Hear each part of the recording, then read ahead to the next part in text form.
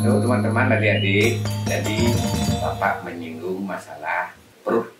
Jadi badan itu, perutnya yang dihitung, badannya hampir sama, terus perutnya yang berbeda. Jadi perut ramping, perut gendut, perut buncit. Jadi yang buncit itu paling besar. Kemudian kita selingi sekarang, Bapak akan singgung menyangkut masalah kalau kemarin-kemarin itu adalah dari mensket atau morten, kemudian ninta, kemudian mewarna. Jadi itu yang akan Bapak bahas. Jadi morten itu kalau istilahnya di zaman dulu tuh pakai yang warnanya abu-abu, itu namanya mangsi banyu. Kemudian kalau sekarang pakai aja pen yang kecil itu sehingga nanti bisa ditumpuk lagi. Nah sekarang setelah proses itu selesai seperti ini, jadi gambar itu sudah ditinta seperti ini, mulailah, tapi tintanya kecil itu karena nanti akan ada fase lagi membuat kontur atau yang lain. Jadi membuat kontur itu kalau istilah di tradisi disebut dengan neling. Jadi saya akan lanjutkan dengan menggambar. Pertama, kalau dilihat dari ini, kita selalu waspada bahwa penerapan warna itu adalah dari yang muda ke yang tua. Kenapa begitu? Kalau awal-awal sudah salah itu karena tua, tidak bisa dirubah ya. Kalau muda menjadi tua itu lebih gampang. Nah kemudian oleh karena itu penerapan pertama masalah warna itu adalah warna kuning sampai oker. Jadi kuning sampai oker itu biasa dipakai menghias aksesoris, itu adalah emas ya. Jadi kuning itu kita anggap emas. Jadi yang memakai warna kuning itulah perhiasan yang terbuat dari emas. Ini emas. Butuh ketekunan, butuh istilahnya kesabaran. Ini biasanya pakai ringgit-ringgit, istilahnya pakai ringgit ini, itu adalah simbol dari emas ya. Harus diingat bahwa dari kuning sampai oker warnanya. Jadi tergantung daripada situasi lah.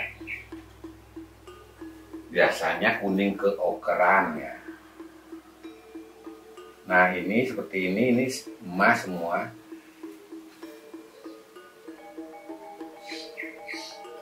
Mungkin saya singgung sedikit. Kalau ini adalah Cani Kesumo atau tajuk atau gelung agung ya. Ini gelung agung ini biasa dipakai oleh raja atau dewa. Apalagi ada hiasan ini biasa dipakai oleh raja atau dewa. Garuda Mungkur ini kalau dalam kenyataan itu adalah jepitan rambut supaya tidak lepas ya. Ada namanya hiasan Garuda Mungkur. Nah kalau ini hiasan yang pertama tadi, ini adalah sesimping. Kemudian ini petitis pada manis ya. Kemudian sekar taji, gelung agung ya. Kemudian atau tajuk. Kemudian kita lanjutkan di sini silut karnel. Dan ini adalah ron-ron, namanya ron-ron. Walaupun besok-besok lagi saya Bapak ulang itu, jadi masalah-masalah nama ini udah apa-apa kita belajar pelan-pelan. Siapa tahu lagi lupa, lagi ingat ya. Supaya enggak itu, jadi seperti ini gelang kanel itu pakai emas ya. Ini juga gelang kanel, dan di sini coba dilihat, ini gelang kanelnya sampai tumpuk 3 ini. Biasa dipakai oleh raja ataukah dewa. Nah kemudian di sini ada tindih juga pakai emas ya. Tindih itu pakai emas. Ini disebut dengan bapang ya. Bapang ada gonyer-gonyernya juga pakai emas. Ini jadi menutup bau ya. Namanya bapang dalam istilah bajunya. Kemudian ini juga namanya kelak bau, juga pakai emas. Kemudian yang di bawah juga, karena Siwa memiliki 4 tangan, itu jadi belah kanannya banyak. Kemudian ini adalah pakaian, ini adalah selimpat atau selimut, juga diisi sedikit emas kalau memang memungkinkan bidangnya. Kenapa begitu? Karena istilah barang mewah zaman dulu itu semua benang itu adalah benang emas. Jadi kalau menjahit pakaian itu pakai benang emas. Nah, ini adalah badong, juga kuning dia karena terbuat dari emas.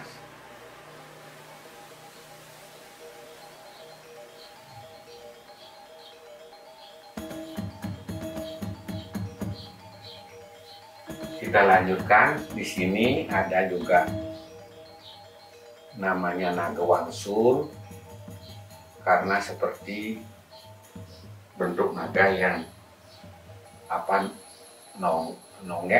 nonggak ya, seperti kobra gitu, mewangsul dia istilahnya, mau kembali dia setelah dia ke arah sana, dia kembali ke atas begini. Disebutlah naga wangsul, artinya naga atau ular yang terbalik. Kemudian kita lihat ini kancing sabuk. Kancing sabuk itu juga pakai emas. Itu kebanggaan yang paling dimiliki, jadi orang pakai emas.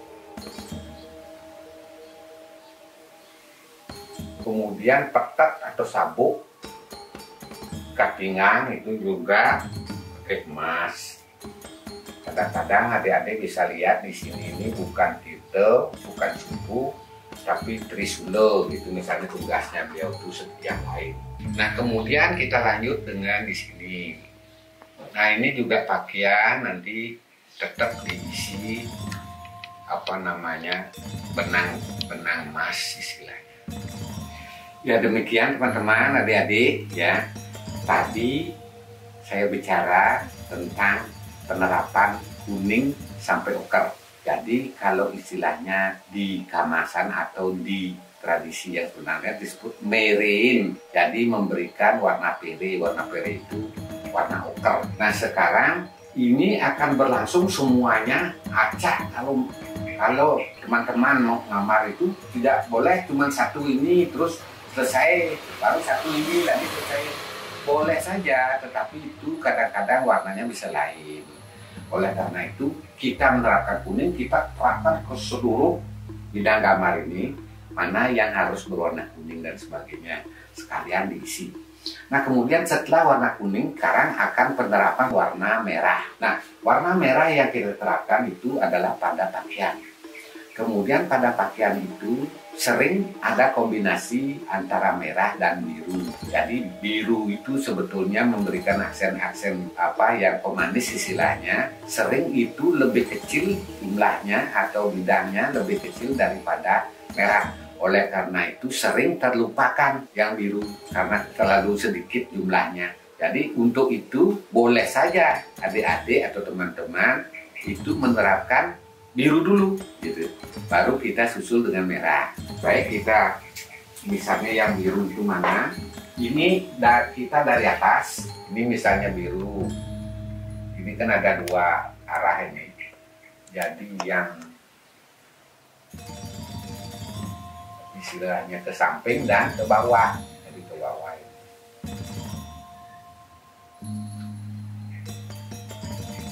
Kalau di sini menerapkan biru, nanti yang di sebelahnya adalah warna merah. Nah, kita terapkan birunya dulu ya.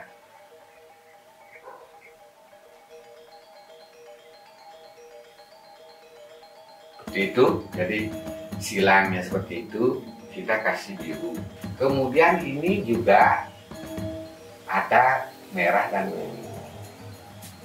Jadi birunya kecil saja, merahnya juga kecil. Pada sekat tadi, jadi ada biru di sini kecil, tipis saja. Kenapa harus tipis-tipis? Karena itu lebih bagus kalau sudah ditumpang lagi, itu lebih bagus lagi. Jadi ditumpang sampai, kalau zaman dulu jangan tanya, kalau sekarang mungkin 3 kali sudah istilahnya ngampak ya. Jadi kalau itu disigar ya, pertama yang muda, kemudian lebih tua, nah itu 2 kali 3 kali itu, supaya nanti kelihatan ini apa istilah ngampannya itu atau nyigar itu. Nah sekarang di sini kita lihat ada bapang. Bapang juga dibutuhkan 2 warna. Misalnya birunya ini saya taruh di atas, yang nanti merahnya taruh di bawah boleh. Seni tidak ada yang salah ya. Seni itu adalah ekspresi daripada perasaan kita. Nah begitulah penerapan biru itu, jadi fleksibel saja, tergantung pada keindahan yang membuat. Rasa indahnya kayak apa itu boleh aja sedikit-sedikit berbeda dengan yang lain.